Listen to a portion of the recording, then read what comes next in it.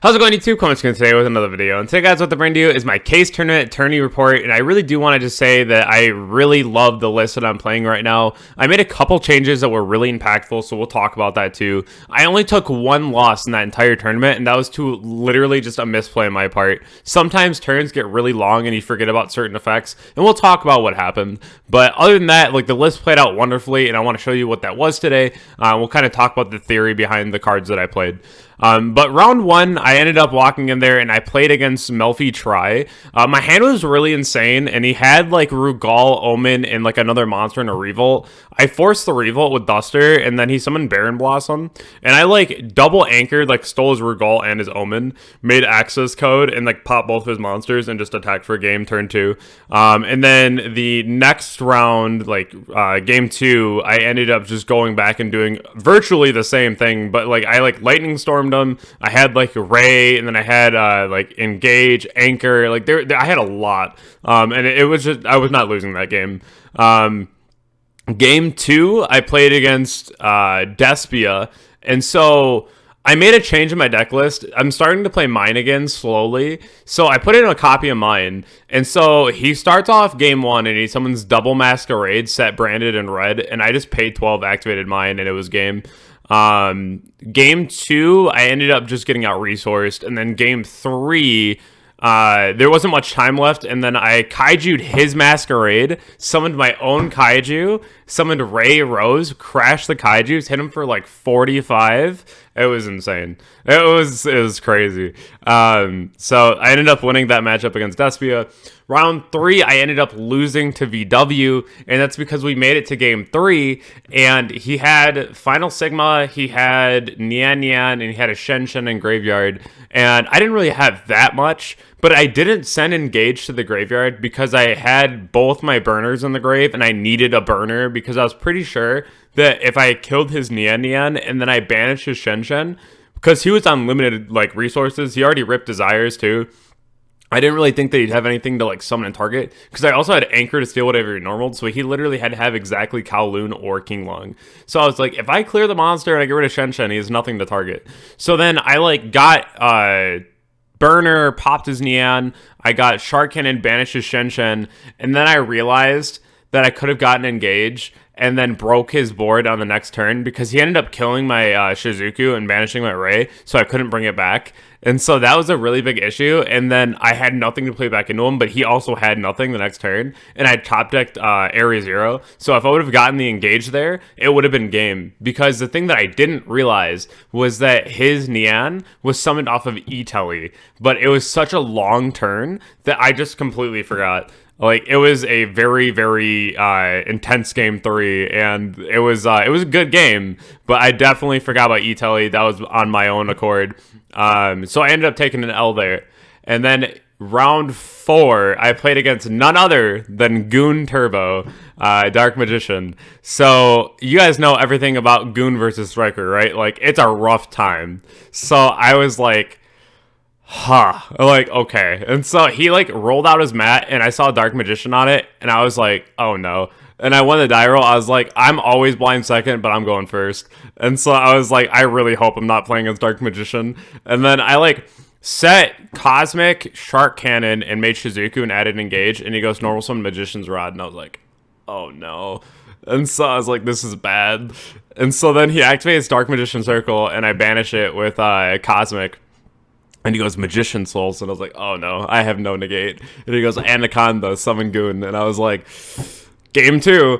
And so we go game 2, and I was like, wow, that's not good, but I can't dwell on that. And so we just decided to side in the kaijus. We sided in 9 cards. I usually don't do that, but like, I literally just lose to Dragoon. So I sided in Ash, Droll, and the Gameciel, and I was like, okay, it's got to be enough. And so I went first, and then I was able to set up like Anchor Imperm, and then I stopped Anaconda, and I think I drew for turn. It was Ash on like the next turn, and it passed, and he had Ref, and then I Ashed the Ref, and then he ended up summoning another Anaconda, summoned Goon. He blew my monster, didn't kill me, left me at like 1,000, and then I drew Kaiju. Kaiju is Goon. Go Engage. I already had Ray in hand. Get Burner. Burner pop Kaiju plus his Eternal Soul. It was just insane. And then I ended up just coming back into game 3, and I opened double kaiju, and he was starting. So then he summoned Dragoon, and I just kaiju'd it. He summoned a second Dragoon, and I kaiju that too. And then my multi-roll just had way too much advantage on me. Like Anchor, and Shark Cannon. Like it was just like a clean victory after that. But that was a tough game to play through. Whenever you're going against like a Dragoon playing Striker, it's just like, wow. Like you have to have exactly like talents, a Rosengrave, and like an Anaconda on their board. An access code. Like you need something to clear that. A kaiju. And it does get tough, so I was pretty concerned in that matchup. But we just gotta play to our strengths. You don't get stressed out. You don't like get nervous at what's going on. You just gotta keep playing the game that you know. Round 5 was against Invoke Shadal Dogmatica. He didn't have anything game 1, and he just like passed. And then I did Ray Rose, and then hit him for 45, and then went like my Kaina, and then like activated and engage, and then like Kakari'd it back, and like it just had way too much, and he just like scooped. And I was like, okay. Game 2, he just had a lot, and I like literally didn't open up barely anything. I was like, this is not working. So we went game 3. He started, and then I remember he like set 3, and he summoned Ecclesia, and he activated Fusion Destiny, and I ashed it, and then it went to my turn, and then I dustered his back row. I lightning stormed his Ecclesia, and then normal summoned Ray, and I was like, wow. So that was game 3. And then I played my final match against the Striker Mirror. He was on DPE. I misplayed first because he summoned Ghost Ogre off of E-Telly, and then he flipped Duster, and I honestly just like thought it was from his hand, just like the way it was, and like I didn't pay attention to the fact that I had imperm in that column, and I could have just impermed his Ghost Ogre and then would have been fine. But because he wouldn't have been able to kill my Chalice, and I could have stopped the engage from like being into play. But he ended up going ahead and getting that. But that's another thing, like I was saying though, if you ever misplay, or if you ever like do something in the game that you think could make you lose the game, don't be stressed out when that happens. Like you literally just can't do that to yourself, because it just won't work. You will just feel stressed out the whole time.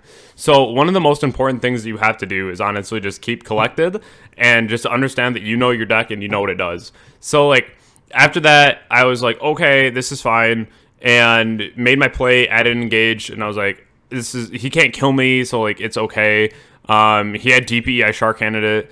I made him summon Dasher. He couldn't do anything for a minute because he didn't have a way to do his Ray. And I was like, okay, this is fine. And then he was able to draw off his Celestial, and then drew like Ray and I think it was Anchor. It was just like insane.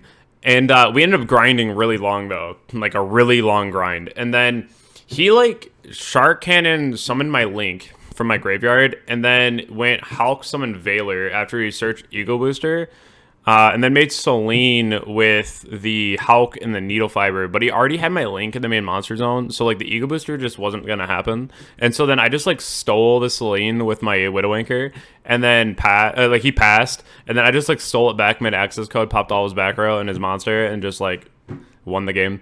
Game 2. He had like Shizuku set 1 pass, and I like mined him, and then like dusted his back row, and then activated engage underneath the mine in case he had the Ash, and then I mind controlled his Shizuku, and it's like game over. So it was a really good run. I really did enjoy the time. I have another case tournament next weekend as well. So definitely send me your energy. I love all of you, and I always appreciate the messages that I get, and I appreciate all the cheers whenever I'm doing really well. So I do appreciate it, and wish me some luck for the next case tournament, because it's coming up on Saturday, and it'll be a lot of fun. It's for a case of the Grand Creators, so I'm definitely looking forward to that.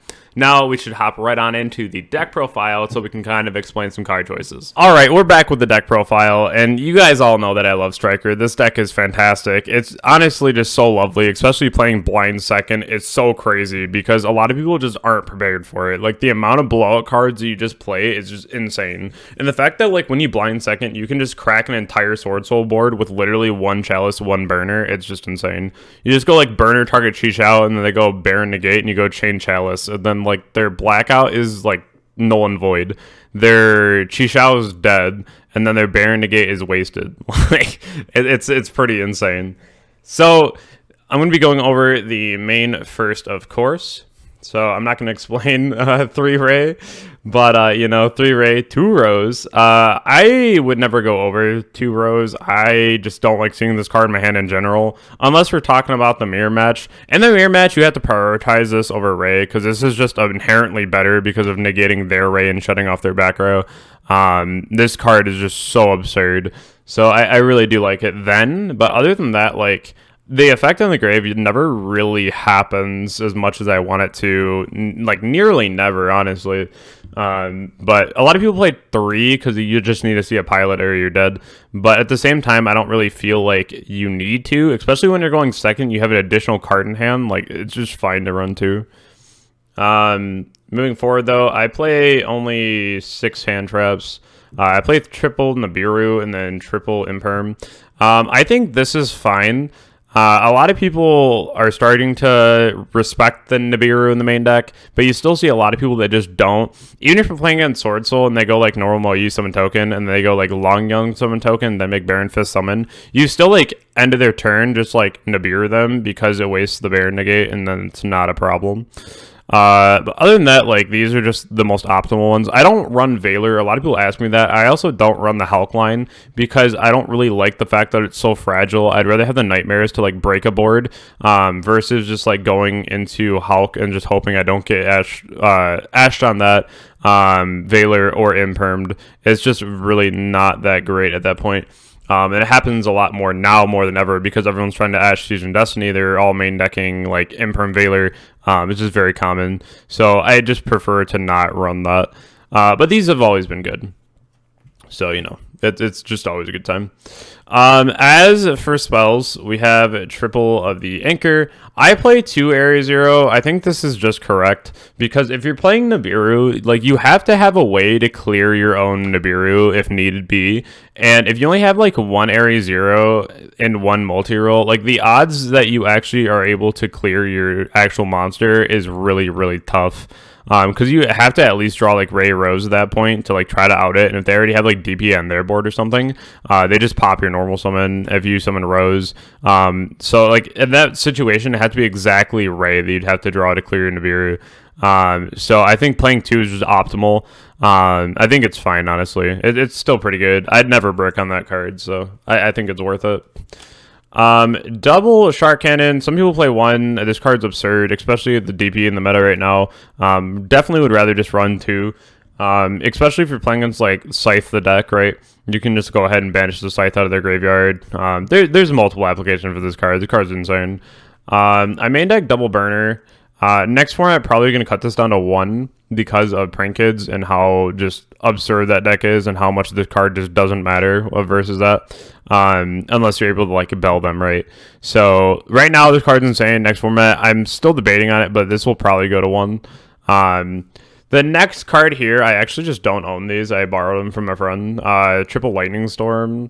This card is absurd, like absolutely absurd. Like the amount of games that I just win with this card is just nuts. Lightning Storm didn't really come up that much at the tourney. But like in all my testing, it's literally the most broken card I've ever seen in this deck ever. And then it's also just a spell engrave. So that's it's pretty crazy, pretty insane.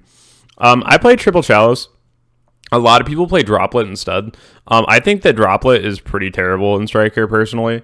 So I'll tell you why. So 1-for-1 interactions, especially with Chalice, is just really broken because, like, at the very least, like I mentioned with Burner and Chalice, you can go ahead and go like the Chixiao and the Baron, like get the negate gone, and then you can get rid of their Chixiao. Or you can just use this for like a normal summon Alistair or like the Aluber or what have you. It's just a really good 1-for-1 interaction. Whereas Droplet, you need to send another card, and most of the time, like, you're trying to play around like a monster negate, so you have to send a monster, right? And so at that point, people were like, well, you can just like whittle your opponent's monster. But like if I'm whittling my opponent's monster, I'm usually attacking for damage or I'm trying to just like kill them, right? So I think that's kind of a waste of a card at that point. You have to like burn an anchor just to use your Droplet. where in your main deck you don't even play that many monsters, so there's like almost no point in my mind at least to use the droplet. So I really like Chalice. I don't know. I could rant about this card for hours. This card's amazing. It's so good. Now for 3 Desires, a lot of people hate this card too because of the fact that you can just really banish a lot, but it's a necessary evil. It gives you that additional card in your hand, and then you're also just able to crack boards. And additional spell count and grave is always very important as well. Drawing cards is very cool. I main deck double Cosmic Cyclone. This one is a little bit of a tech choice, and kind of if you want to do it. This helps me out things like Scythe. I main deck out the Order. Of course, if I draw it, but then again, they also have to draw it, right? So this is really cool. It also helps me out things against like the trap decks, like Goes and Match, or like the Rivalry, or what have you, like the weird floodgates that just come up. And especially in the mirror, since it's so like popular right now, I can go ahead and banish their Engage out of the game, which is really important. It just like goes a really long way. So I really like this card in the main. I think it's come up quite a bit, just to have it in there, so you don't like lose to something random, because you at least have the out for it, I think it's really important. I think Chalice came up the most in my game, but I think the second most was probably Cyclone. It literally just put in so much work this weekend. Now for the 1-ups, there's a ton of 1-ups because, Striker and everything's limited. Upstart, we have Engage. Of course, I hope this card comes back to 2. They'll probably ban Drone first, but, trade-offs need to be made. One of mine, I don't play Site Rotation or Terraforming. I just play it as an option. I don't play it as a win con. So it's something that I would recommend doing. Like, if you just have it at 1 in your deck, then it just becomes that one of option in your deck that you can just, like, use it any time. And usually if you grind with your opponent and they, like, rip a Desires, the odds that Impure Order is still in their deck is probably pretty low. And then you just mine them in a simplified game state and it's just over. They usually can't out it. 1 multi-roll, 1 Duster. This card's insane. This card literally just says, like, all back row just goes. Like, it's honestly crazy. And then it's a Spell Engrave. I can't even believe that card's legal, honestly. I would play that as a 1-of in any deck that I'm doing, just in case of, like, the random mine or, like, the random back row deck. Like, it's just so impactful. It's so crazy. 1 Hornet Drone, 1 Regeki, another card that just puts in so much work. Dude, when you open both of these, it's just unfair. When you open both of those, it's just unfair. You just look at your opponent and you're like, wow. it's pretty cool. 1 of Rhoda and then 1 of Mind Control. I was on Pankratops and I switched it out for Mine, and Mine came up way more than Pank did. And I feel like Pank is just like way less good right now because like the bird deck, if you summon Pank, it doesn't do anything. If you summon it against the Sword Soul matchup, it's like okay. There's like a lot of matchups right now where I feel like Pink is just fairly lackluster, and I just wouldn't want it. As for the extra deck, we're going to start off always with the token. I'm actually going to make a change to my extra deck, so I just want to note that as well. 1 Hita. A lot of people don't understand how you make access code in this deck, but one of the ways that you really can go about it is using the Hita, because almost every deck has an Ash right now because of Fusion Destiny. And almost every deck has a fire in their deck, especially like Longwan and the Sword Soul matchup. If you're playing against like Prank Kids, they'll have like Lampseas in the grave. There's just so many matchups that will just always have a fire. And it's really important because you can always just go like Hita, summon back a fire, and then normal summon, make Unicorn, and then go access code. You don't need Halkseline just to make an access code in this deck. Like, you just steal so many monsters that it just doesn't matter at all. 1 Phoenix and then 1 Unicorn. Again, I always say these cards are very important because they help you break boards, and it's just one of the most efficient ways, especially with Phoenix, to be able to out the IO, and you can't otherwise. If you open like Ray Rose or something, you can go ahead and just clear the IO. I've done that several times. Feels very good. Access code, because access code, amazing card. I'm actually cutting this. This is Zero Boros. So this card's really cool. Topologic is 0 Boros. So it gains 200 attack for every banish card. So against decks like Sword Soul, this thing's massive. And then you already are activating Desires yourself, so like it's already massive. But it's coming up like less and less, and I get into more situations where having a second Charmer just to have another way into my access code in the matchups, like Virtual World, where I would have actually won if I had win, because I could have made the access code earlier and just like absolutely blew him out.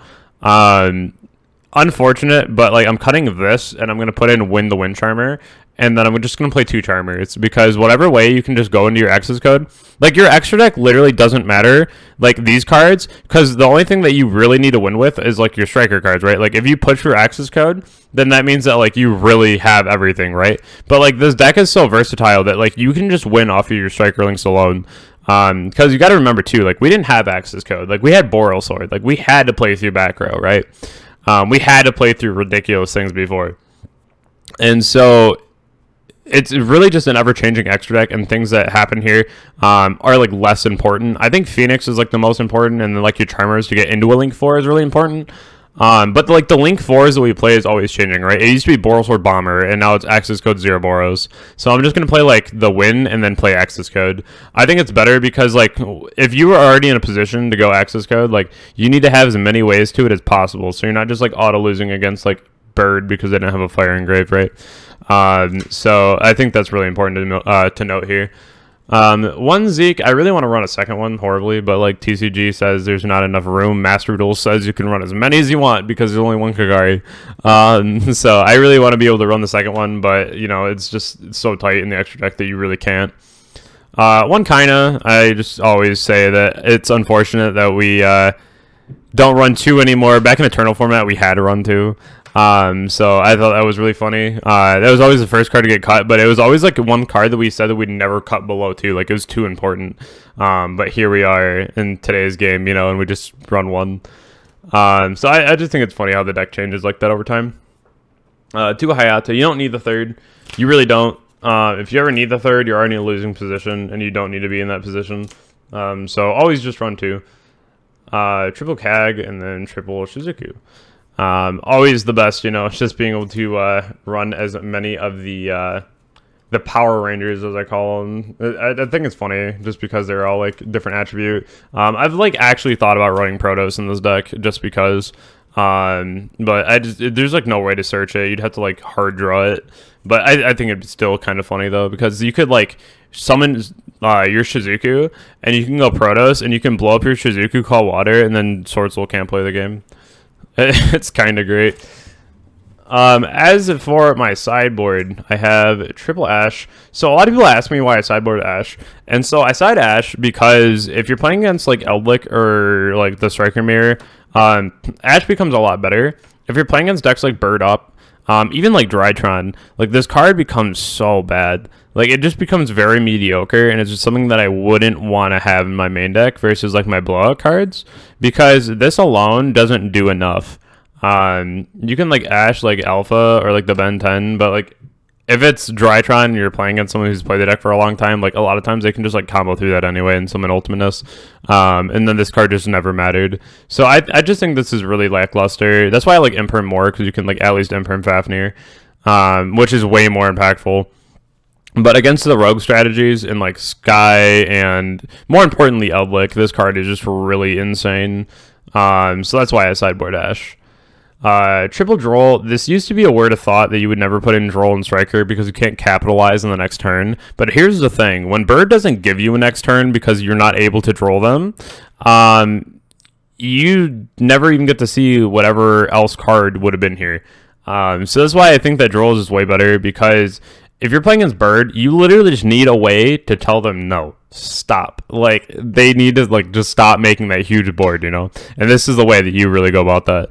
And so that's the reason why I always say like Droll is really important in the sideboard now, especially against Drytron when they put up like an insane board that you just can't break. It's like, would you rather stun them for a turn and then be able to play and like at least set up a Shark Cannon multi-roll, or would you rather not play the Droll because you can't capitalize on it and play something else and then get blown out by Ultimateness, you know? Because you can't even play Dark Ruler because it shuts off your Widow Anchors. So like that's just unfortunate. But yeah, so I play those. I play triple of the Game of Seal. Insane card. Would never cut this from my sideboard, at least right now. The card's insane. Outs Cook, outs Goon. Just outs everything that gives you problems. This next one is actually something that my friend suggested to me, and it never came up because I just never played against Sword Soul at the tournament. But I'm probably going to keep it in my sideboard for next weekend because testing kind of brought this card back to light for me. And I don't really like playing card specifics for matchups just because I'd rather keep my sideboard more generic. But I do feel like this card is pretty good because when you're playing against Sword Soul, they can just kill you pretty fast. And so for me, I hold this until like I need it. And so I've been testing this out online a lot, and I usually would never play this in Striker, but it's one of those things where like if you're gonna die because they top deck Taie, like you might as well just have this because I don't want to get boxied for everything, you know. So it's one of those things where yes, it's unfortunate, and yes, you can play with your back row, but your back row sometimes only does so much. So like having this in there is just really helpful because like Sword Soul is pretty free for the most part. Like I was telling you, when you go second with like Chalice Afterburner, it just breaks the board. But the thing that's not free about them is their kill potential on the crackback. So like for me, I don't really like that because the second they get a turn and they can just like go Taie, it's a really rough time. So having the token collector is really nice. I think it's really important. The next three is Twin. Twin is just a card that you just need because you need cards to out the IOs, the goes at matches, what have you, especially against like the back row matchups or the Striker Mirror. You just need this card. Unfortunately, you have to run that on the side, but there's always a lot of flex spots in the sideboard for you. I just decided to go with these because they were the most impactful. So I hope that you enjoyed this today because this is kind of a look into how I think about the deck and basically what I do to prepare for my events. As far as theorying goes, and you kind of hear like how I'm going about my plays essentially. If you're curious, this is 3 Valor. I have that in there over Lightning Storm whenever I'm playing without Lightning Storm, so that's like the swap out. But I think that's probably fine because this format, like Imper and Valor, everything's very important still. So I hope that, again, you all enjoyed this. If you're new here, definitely feel free to leave a sub on our way to 10K. But it was a good tournament, and so I'm excited for next weekend. I'm excited to play in the Grand Creators Case tournament and do really well. I will give you guys an update on that as well. I hope that everyone has a wonderful night, and I'll catch you all in the next video. Thank you all.